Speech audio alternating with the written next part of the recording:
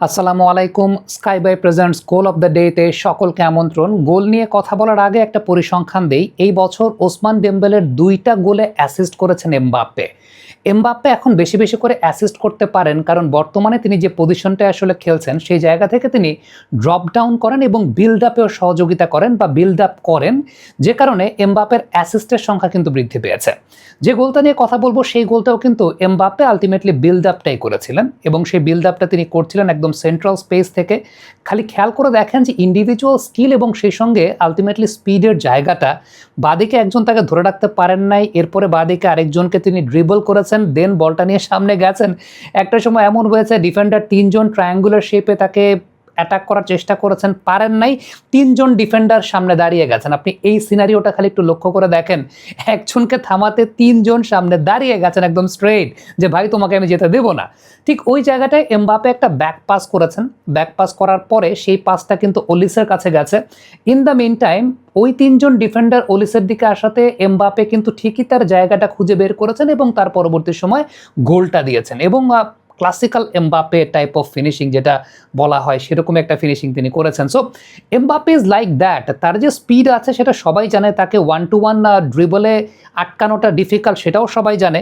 কিন্তু এই বছরটাতে এমবাপ্পের খেলার ধরনে যে পরিবর্তনটা এসেছে সেই ব্যাপারটা নিয়ে কথা বলতে চাই, যেটা 2022-এর এমবাপ্পের চাইতে 2026-এর এমবাপ্পেকে অনেক বেশি মাত্রায় আলাদা করেছে। দেখেন, এমবাপ্পের স্পিড আছে, এমবাপ্পের এন্ডুরেন্স আছে, এমবাপ্পেকে স্পিডে ধরে রাখা যায় না, 1-to-1 ধরে রাখা যায় না, সেটা আমরা আগেই জানতাম। 2022-এ ফ্রান্সের সেন্ট্রাল পজিশনে খেলতেন আসলে অলিভিয়ের জিরু।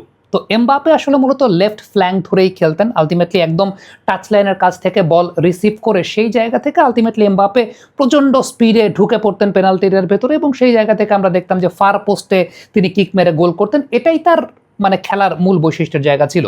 কিন্তু এখন কিন্তু এমবাপ্পে আসলে লেফট ফ্ল্যাঙ্কে টাচ লাইন ধরে তিনি খেলেন না, তিনি খেলেন একদম সেন্ট্রাল পজিশনের জায়গাটা। আর তিনি যে কাজটা করেন সেটা হচ্ছে তিনি ড্রপ ডিপ করেন এবং ড্রপ ডিপ করে বিল্ড আপে সহযোগিতা করেন বা তিনি সেই জায়গাটা বিল্ড আপটা করেন। চায়না থেকে নিজের ব্যবসায়িক পণ্য সোর্সিং বা শিপিং করুন 10 বছরের অভিজ্ঞতা সম্পন্ন স্কাইবাইয়ের মাধ্যমে।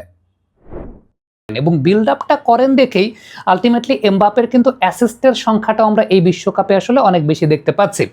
একটা বিষয় খেয়াল করে দেখবেন যে এখানে ট্যাকটিক্সটা আসলে কি কাজ করে। আগে যে ট্যাকটিক্সটা কাজ করতো সেটা হচ্ছে টিম মেম্বার যারা ছিলেন সেই টিম মেম্বাররা, যেহেতু এমবাপ্পে লেফট ফ্ল্যাঙ্ক ধরে খেলতেন, টিম মেম্বাররা তার জন্য স্পেস ক্রিয়েট করে দিতেন এবং এমবাপ্পে স্পিড দিয়ে মোটামুটি ডিফেন্সটাকে ভেঙে চুরে তারপর সেখানে ঢুকে যেতেন।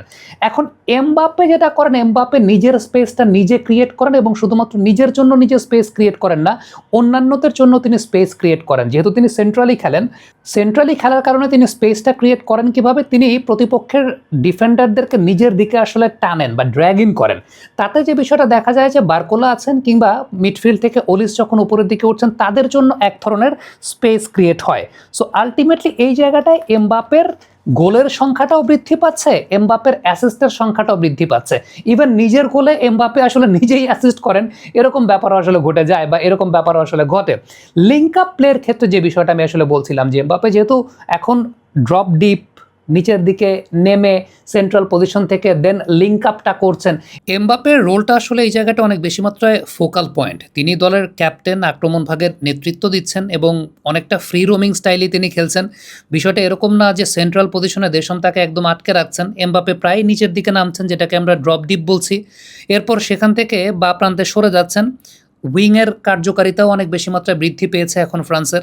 সব কিছু মিলিয়ে এমবাপ্পে নিজে যেমন গোল করছেন ঠিক তেমনিভাবে বিল্ড আপ এবং ট্যাকটিক্যাল জায়গা থেকে অ্যাসিস্টের জায়গাটা তো অনেক বেশি মাত্রায় ভূমিকা রাখছেন। এবং সত্যি কথা বলতে তাকে তো স্পিডে আসলে বিট করা যায় না, তার স্পিড আগেও ছিল এখনও আছে, তাকে স্পিডে বিট করা যায় না। এবং তিনি সেই জায়গাটায় স্পেস ক্রিয়েট করছেন ওলিসের জন্য, স্পেস ক্রিয়েট করছেন বারকোল্লার জন্য। এবং এটাই মূলত আসলে তার খেলার এখন মূল বৈশিষ্ট্যের জায়গা, যে আগে যেমন তিনি যখন লেফট ফ্ল্যাঙ্কে খেলতেন তার জন্য স্পেস ক্রিয়েট করা হতো, এখন তিনি দেখা যাচ্ছে যে উইঙ্গারদের জন্য তিনি স্পেস ক্রিয়েট করে দিচ্ছেন। এবং this is something very much dangerous, যেটা এই বিশ্বকাপে এমবাপ্পেকে অনেক বেশি মাত্রায় ডেঞ্জারাস করে তুলেছে এবং অন্য যে কোনো সময়ের তুলনায় এই এমবাপ্পে আসলে অনেক বেশি মাত্রায় ভয়ঙ্কর।